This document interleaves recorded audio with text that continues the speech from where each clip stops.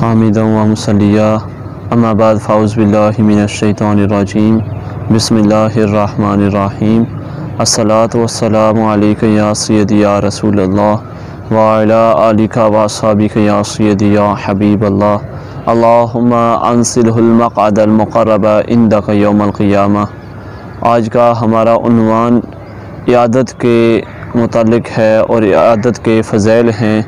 اس پر بے شمار آپ صلی اللہ علیہ وسلم کی احادیث مبارکہ ہیں، ان میں سے چند میں آپ کی خدمت میں پیش کروں گا۔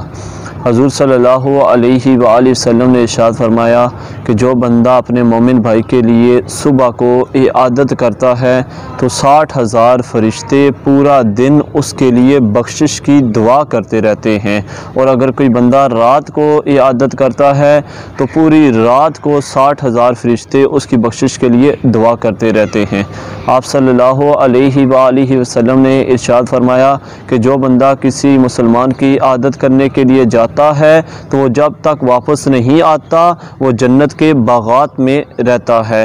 حضرت زینب رضی اللہ تعالی عنہا جو آپ صلی اللہ علیہ وسلم کی صاحبزادی ہیں، انہوں نے آپ صلی اللہ علیہ وآلہ وسلم کی طرف ایک شخص کو بھیجا کہ آپ صلی اللہ علیہ وسلم کو بلا کر لائے، اس وجہ سے کہ ان کا جو بیٹا تھا وہ بہت زیادہ بیمار تھا۔ تو آپ صلی اللہ علیہ وآلہ وسلم کھڑے ہوئے اور آپ صلی اللہ علیہ وسلم ان کے پاس تشریف فرما ہوئے۔ آپ صلی اللہ علیہ وآلہ وسلم نے ارشاد فرمایا کہ تم بیمار کی عیادت کرو اور ان کے لیے ان سے کہو کہ تمہارے لیے دعا کریں۔ اس پر حضرت عمر بن خطاب رضی اللہ تعالی عنہ کو آپ صلی اللہ علیہ وآلہ وسلم نے ارشاد فرمایا کہ اے عمر، جب بیمار کی عیادت کرو تو اس سے کہو کہ تمہارے حق میں دعا کرے، اس کی دعا تمہارے حق میں اس طرح ہے جیسے فرشتوں کی دعا۔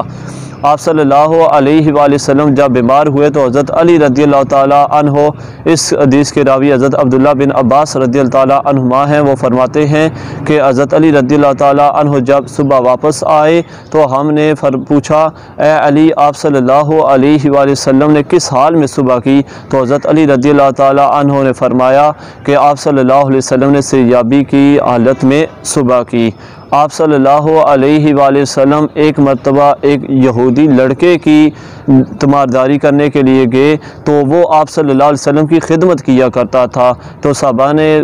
فرماتے ہیں کہ آپ صلی اللہ علیہ وآلہ وسلم اس کو اسلام کی دعوت دی اور فرمایا کہ تم اسلام قبول کر لو، تو وہ اس اسلام قبول کر لیتا ہے۔ حضرت جابر رضی اللہ تعالیٰ عنہ فرماتے ہیں کہ آپ صلی اللہ علیہ وآلہ وسلم اور حضرت ابوبکر صدیق رضی اللہ تعالیٰ عنہ میرے پاس تشریف لائے اور اس وقت میں بے ہوشی کی حالت میں تھا، تو حضور صلی اللہ علیہ وآلہ وسلم نے اپنے وضو سے بچا ہوا پانی میرے اوپر بہایا۔ تو اس سے یہ پتہ چلتا ہے کہ اگر کوئی بندہ بے ہوشی کی حالت میں ہو تو کسی نیک صالح بزرگ کا وضو کا بچا ہوا پانی اس پر بہانا بھی آپ صلی اللہ علیہ وسلم کی سنت ہے۔ حضرت جابر رضی اللہ تعالیٰ عنہ فرماتے ہیں کہ آپ صلی اللہ علیہ وآلہ وسلم ایک مرتبہ ایک یہودی غلام کی عیادت کرنے کے لیے گئے جو آپ صلی اللہ علیہ وآلہ وسلم کی خدمت کیا کرتا تھا، تو آپ صلی اللہ علیہ وآلہ وسلم اس کے سرہانے بیٹھے۔ تو یہ بھی سنت ہے کہ اگر آپ کسی مریض کی عیادت کرنے جائیں تو اس کے سرہانے کی طرف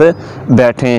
حضرت جابر رضی اللہ تعالیٰ عنہ فرماتے ہیں کہ آپ صلی اللہ علیہ وآلہ وسلم جب میری تیمارداری کرنے کے لیے آئے تو آپ صلی اللہ علیہ وسلم نہ کھچر پر سوار تھے اور نہ ہی اجمی گھوڑے پر سوار تھے، تو اس سے یہ بھی پتہ چلتا ہے کہ جب عیادت کرنے جائے تو بندہ پیدل جائے، یہ بھی آپ صلی اللہ علیہ وآلہ وسلم کی سنت ہے۔ حضرت عبداللہ بن عباس رضی اللہ عنہما فرماتے ہیں کہ آپ صلی اللہ علیہ وآلہ وسلم ایک شخص کی عیادت کرنے کے لیے گئے تو اس سے پوچھا کہ تمہیں کس چیز کی خواہش ہے؟ تو اس نے عرض کی یا رسول اللہ صلی اللہ علیہ وسلم، مجھے گیہوں کی روٹی کی خواہش ہے۔ تو آپ صلی اللہ علیہ وسلم نے ارشاد فرمایا کون ہے جو اپنے بھائی کے لیے یہ روٹی تیار کرے گا؟ تو کسی صحابی نے اس بندے کے لیے وہ روٹی تیار کروائی، تو آپ صلی اللہ علیہ وآلہ وسلم نے ارشاد فرمایا کہ تم اپنے بیمار سے پوچھو اس کو کس چیز کی خواہش ہے، اس کو جس چیز کی خواہش ہو اس کے لیے پیش کرو۔ تو اس جگہ فقہاء کرام یہ فرماتے ہیں کہ اگر وہ چیز نقصان دہ نہ ہو تو اس کو دینی چاہیے، اور اگر نقصان دہ ہو تو اس کو نہیں دینی چاہیے۔ حضرت عائشہ صدیقہ رضی اللہ تعالی عنہا فرماتی ہیں کہ آپ صلی اللہ علیہ وآلہ وسلم کو جب سخت بخار ہوا تو حضرت جابر رضی اللہ تعالیٰ عنہ آپ صلی اللہ علیہ وسلم کے پاس تشریف فرما ہوئے تو حضرت جابر رضی اللہ تعالیٰ عنہ فرماتے ہیں کہ آپ صلی اللہ علیہ وسلم کو بہت سخت بخار ہے، اس کی وجہ یہ ہے کہ آپ صلی اللہ علیہ وسلم کے لیے دگنا ثواب ہے۔ آپ صلی اللہ علیہ وآلہ وسلم ایک عورت کے پاس اس کی عادت کرنے کے لیے گئے تو اس کو فرمایا، اے ام علا تمہیں خوشخبری ہو، کیونکہ بیماری کے وقت بندے کے گناہ اس طرح اس سے دور ہو جاتے ہیں جس طرح آگ سونے اور چاندی کی میل کو دور کر دیتی ہے۔ اللہ تعالیٰ کی بارگاہ میں دعا ہے کہ اللہ تعالیٰ ہم سب کو سنتوں پر عمل کرنے کی توفیق عطا فرمائے۔